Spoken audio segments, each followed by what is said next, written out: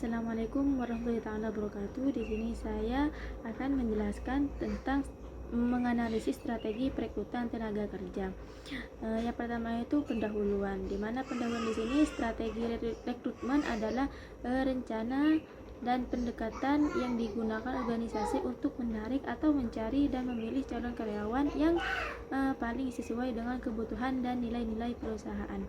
Tujuannya strategi rekrutmen di sini adalah mendapatkan sumber daya manusia yang kompeten dan produktif, serta mampu mendukung perencanaan tujuan organisasi. Nah, terus yang slide kedua ada tujuan rekrutmen tenaga kerja, di mana di sini ada 4 poin. Yang pertama itu menyediakan tenaga kerja yang berkualitas dan sesuai dengan kebutuhan jabatan. Nah, maksudnya di sini tujuan ini berarti bahwa proses rekrutmen di sini dilakukan untuk mendapatkan calon karyawan yang memiliki kualifikasi atau kemampuan dan kepribadian yang sesuai dengan tuntutan pekerja atau jabatan tertentu dalam organisasi. Jadi maksudnya perusahaan ingin memastikan bahwa orang yang diterima benar-benar mampu melaksanakan tugas dan tanggung jawab yang dibutuhkan oleh posisi tersebut. Yang kedua yaitu poin kedua yaitu meningkatkan efektivitas proses seleksi karyawan, di mana di sini tujuannya ini berarti bahwa rekrutmen dilakukan agar proses seleksi karyawan berjalan lebih cepat dan tepat sasaran. Dengan melakukan rekrutmen yang baik, perusahaan hanya menerima pelamar yang memenuhi syarat dasar dan relevan dengan posisi yang dibutuhkan, sehingga waktu dan biaya seleksi bisa dihemat. Nah, yang poin ketiga yaitu meningkatkan citra positif organisasi sebagai tempat kerja yang baik. Tujuannya di sini berarti bahwa proses rekrutmen tidak hanya untuk mencari karyawan baru, tetapi juga untuk membangun reputasi dan citra positif perusahaan memiliki citra sebagai tempat kerja yang baik. Misalnya dengan lingkungan kerja yang nyaman, peluang karir yang jelas, dan sistem rekrutmen yang transparan, maka banyak pelamar berkualitas akan tertarik untuk bergabung. Nah, yang poin terakhir yaitu mengisi posisi kosong dengan cepat dan tepat. Tujuannya di sini berarti bahwa rekrutmen dilakukan agar posisi atau jabatan yang kosong ini di perusahaan dapat segera terisi oleh orang yang tepat dan kompeten. Kekosongan jabatan terlalu lama bisa menghambat kegiatan operasionalnya, menurunkan produktivitas, bahkan menambah beban kerja karyawan lain. Oleh karena itu, perusahaan perlu memiliki proses rekrutmen yang cepat namun tetap memperhatikan kualitas calon karyawan, sehingga posisi kosong dapat diisi dengan orang yang sesuai kemampuan dan kebutuhan pekerjaan. Mungkin hanya itu yang bisa saya sampaikan. Akan dilanjutkan oleh materi kedua. Baik, di sini saya akan melanjutkan presentasi selanjutnya, yaitu jenis strategi rekrutmen. Di sini jenis strategi rekrutmen dibagi menjadi dua, ada internal, ada eksternal. Namun di sini saya ingin menjelaskan tentang internal rekrutmen. Apa itu internal rekrutmen? Adalah proses mencari calon karyawan dalam organisasi. Contoh promosi, jabatan, mutasi antar divisi, atau rotasi kerja. Di sini ada kelebihan dan kekurangan untuk internal rekrutmen. Yang kelebihan itu di sini ada hemat biaya dan waktu. Yang kedua, karyawan sudah memahami budaya organisasi. Yang terakhir, meningkatkan motivasi kerja karena ada kesempatan karir.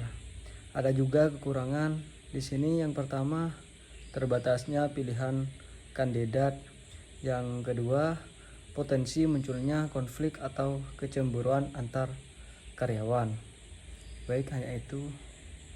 Assalamualaikum warahmatullahi wabarakatuh. Saya Farhat Nurul Syabadi. Di sini saya akan menjelaskan tentang eksternal rekrutmen. Di mana eksternal rekrutmen di sini adalah proses mencari calon karyawan dari luar organisasi. Kelebihan dari eksternal rekrutmen di sini adalah mendapatkan ide, inovasi, dan kemampuan baru. Maksudnya di sini Kandidat dari luar organisasi biasanya membawa pengalaman, sudut pandang, dan keterampilan baru yang bisa membantu perusahaan berkembang dan lebih kreatif. Nah, kelebihan selanjutnya adalah memperluas jaringan perusahaan.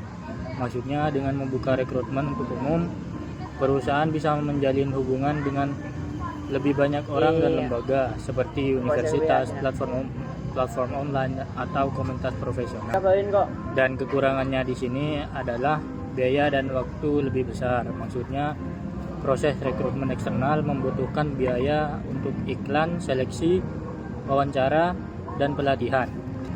Kekurangan yang kedua adalah risiko ketidaksesuaian dengan budaya organisasi. Maksudnya di sini adalah karyawan baru dari luar mungkin membutuhkan waktu untuk menyesuaikan diri dengan nilai, aturan, dan cara kerja perusahaan, sehingga bisa menimbulkan hambatan adaptasi di awal.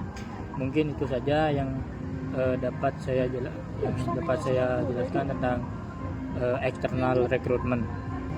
Terima kasih. Assalamualaikum warahmatullahi wabarakatuh. Assalamualaikum warahmatullahi wabarakatuh. Saya Ilham Zarifullah. Hari ini saya akan menjelaskan tentang prinsip syariah dalam rekrutmen.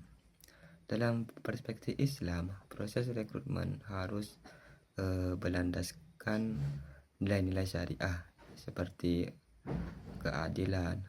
Kenapa?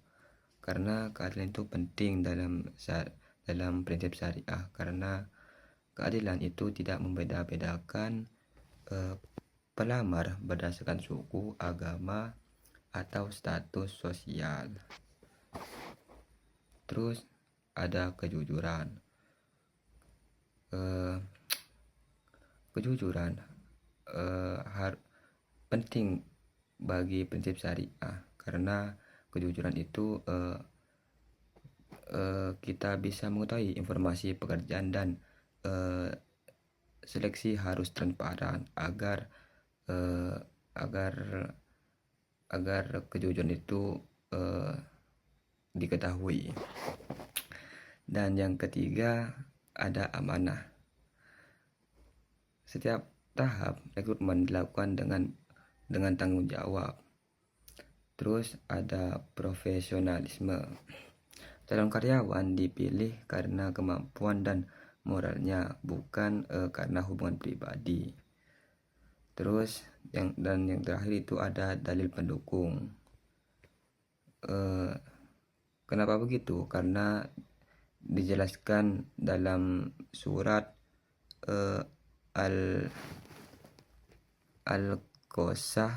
Al-Qasas ayat 26, yang artinya sesungguhnya orang yang paling baik yang kamu ambil untuk bekerja adalah yang kuat dan dapat dipercaya. Mungkin hanya itu penjelasan dari saya. Semoga dimengerti. Sekian, terima kasih.